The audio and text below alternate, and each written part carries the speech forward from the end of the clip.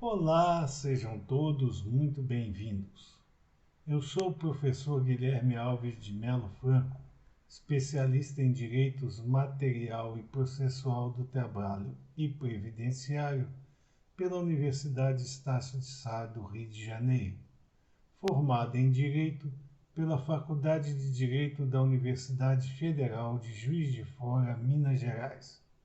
Estou a desenvolver no meu canal do YouTube Guilherme Alves de Melo Franco, Estudar Direito, um curso gratuito sobre os direitos material e processual do trabalho, que tem por escopo o estudo da consolidação das leis do trabalho artigo por artigo, e como livro base, os meus comentários à reforma trabalhista, Lei 13.467, de 13 de julho de 2017,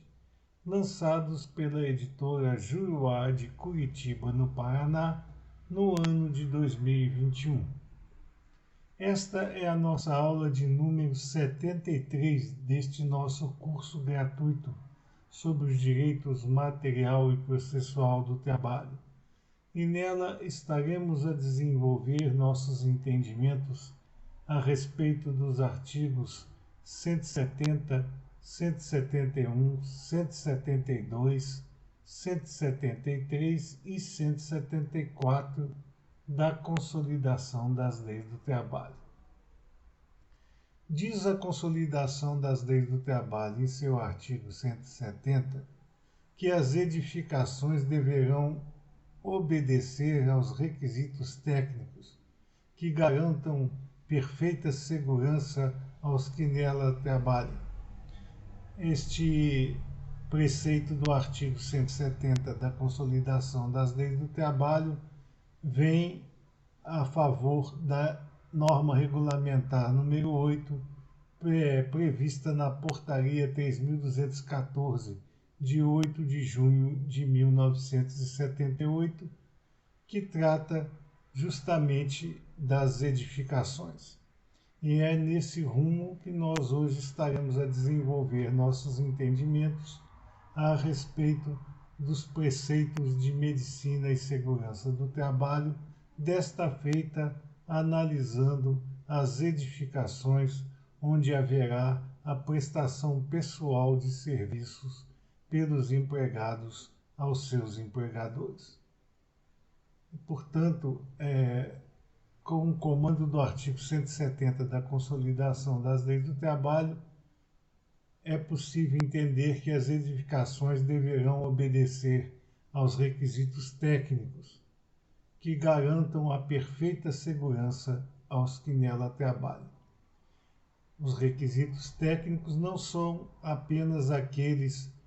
destinados pelos projetos arquitetônicos, mas também àqueles que devem ser cumpridos para atender às necessidades dos laboristas dentro do meio ambiente do trabalho, evitando o surgimento de doenças profissionais ou que haja acidentes do trabalho naquele desenvolvimento cotidiano das prestações pessoais de serviço dos empregados aos seus empregadores. Desta feita, o artigo 170 da Consolidação das Leis do Trabalho determina, com base até mesmo no apoio da norma regulamentar número 8 da Portaria 3.214, de 8 de junho de 1978, do Ministério do Trabalho e Previdência, que as edificações têm que obedecer aos princípios de medicina e segurança do trabalho. Diz o artigo 171 da Consolidação das Leis do Trabalho que os locais de trabalho deverão ter, no mínimo, 3 metros de pé direito. Ou seja, os locais de trabalho não podem ser muito baixos para evitar justamente a propagação de ruídos muito altos, de calor que torna insuportável a prestação pessoal de serviços dos empregados aos seus empregadores, de falta de ventilação, que promove a ausência da quantidade necessária de oxigênio dentro do meio ambiente do trabalho, além também de piorar o percentual de calor daquela mesma edificação. E entendemos como pé direito, que diz o artigo 171, a altura existente entre o piso e o teto. Portanto, essa altura entre o piso e o teto, também conhecida na área de engenharia como pé direito, terá que ser de no mínimo 3 metros de altura. Abaixo disso, as condições térmicas e de ruído podem ser prejudiciais aos trabalhadores naquela sua vida cotidiana de prestação pessoal de serviços. Diz o artigo 171 que, portanto, esse pé direito tem que ser de no mínimo 3 metros. Diz o artigo 172 da Consolidação das Leis do Trabalho que esta altura poderá ser reduzida, se atendidos os parâmetros de conforto térmico e iluminação para o exercício profissional atestado pela fiscalização especializada da Delegacia Regional do Trabalho. É justamente aquilo que começamos a desenvolver no estudo do artigo 171. Já o artigo 172 ele confirma que essa altura pode ser reduzida se atendidos os parâmetros de conforto térmico e iluminação, porque uma altura abaixo dos 3 metros de pé direito poderá promover, como nós já havíamos informado no estudo do artigo 171, nesta mesma nossa aula de número 73, a existência de falta de conforto térmico e mesmo de precariedade da iluminação. Portanto, para que estas medidas de pé direito de no mínimo 3 metros, previsto no artigo 171 da Consolidação das Leis do Trabalho,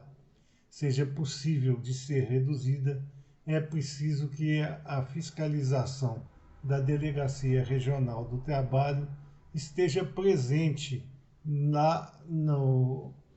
edifício para constatar se não houve, com essa redução, a dificuldade em relação ao conforto térmico e à iluminação para que a prestação pessoal de serviços daqueles trabalhadores não seja prejudicada pela diminuição do teto máximo de 3 metros previsto para as composições desta natureza. O artigo 172 da Consolidação das Leis do Trabalho,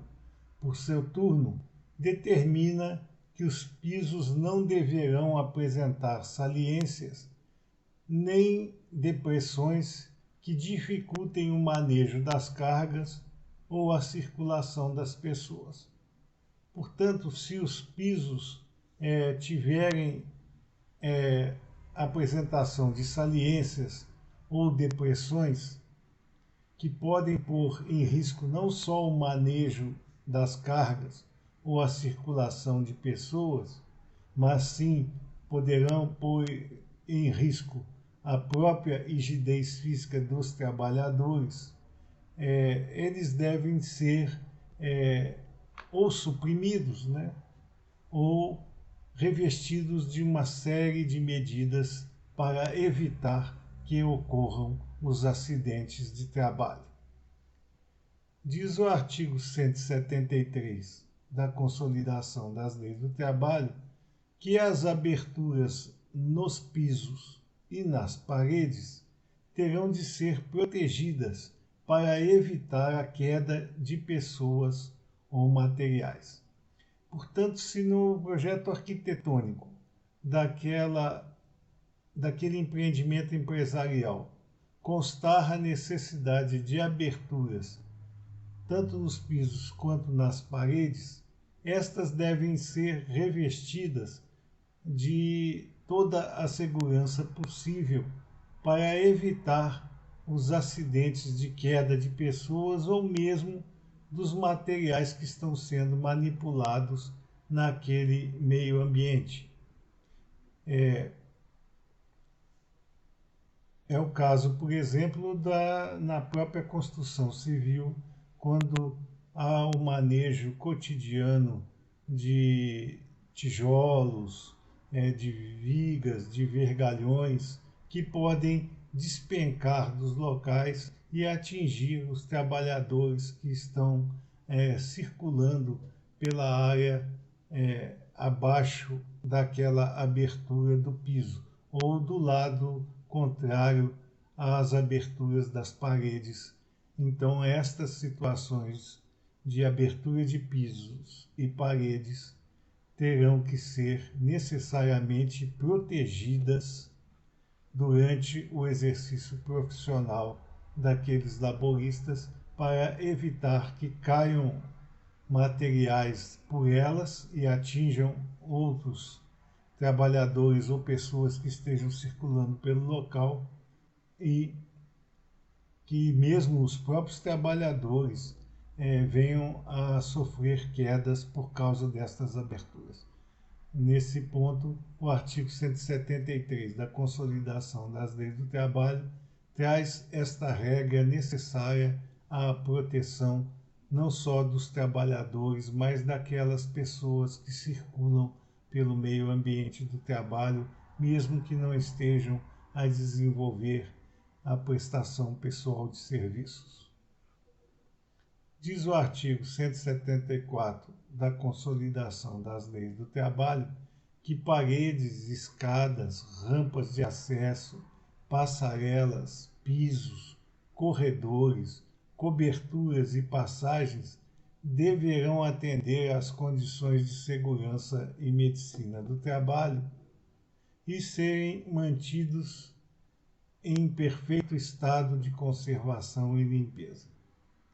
Vejam bem que todos esses artigos da Consolidação das Leis do Trabalho que estamos a desenvolver nosso estudo nesta nossa aula de hoje visam única e exclusivamente a promover a segurança e a medicina do trabalho nos meios ambientes em que os trabalhadores estarão a dispensar a sua força motriz em favor dos seus empregadores. O objetivo, portanto, desta parte que trata sobre as edificações na consolidação das leis do trabalho é justamente promover a segurança no meio ambiente em que os trabalhadores estarão a desenvolver a sua atividade cotidiana. Por isso que paredes, escadas, rampas de acesso, passarelas, pisos, coberturas e passagens devem atender às condições de segurança, devem ser todas protegidas no sentido de evitar as quedas, tanto como nós vimos no estudo do artigo 173 agora há pouco, tanto de materiais quanto das próprias pessoas que estão ali a circular no meio ambiente de trabalho. Então, é obrigatório o atendimento nesses casos das condições de segurança e medicina do trabalho e devem ser mantidas as paredes, escadas, rampas de acesso, passarelas, pisos, corredores, coberturas e passagens em perfeito estado de conservação e de limpeza. Porque imaginemos o seguinte, que estas modalidades de arquitetura estejam protegidas, mas no meio do caminho tem uma série de detritos, de impurezas que vão promover ou que o empregado ele escorregue, caia, ou ele tropece e sofra uma queda. Então, para isso,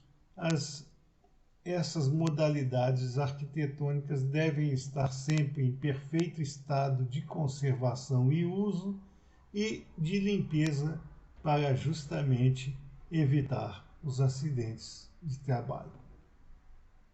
Estas eram as nossas considerações que gostaríamos de deixar para vocês a respeito dos artigos 170, 171, 172, 173 e 174 da Consolidação das Leis do Trabalho nesta nossa aula de hoje.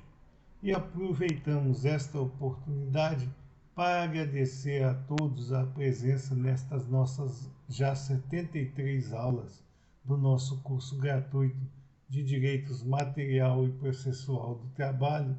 e pedir a vocês ainda uma vez mais que se inscrevam no nosso canal e deixem seus likes nas nossas aulas, porque através dessas duas atividades simples vocês estarão a nos auxiliar no sentido de manter viva este material que estamos a desenvolver nesse nosso curso e desenvolver a distribuição do mesmo ao maior número de pessoas possíveis, para que o conhecimento aqui estudado e destilado seja entregue ao maior número de interessados possíveis. Muito obrigado a todos.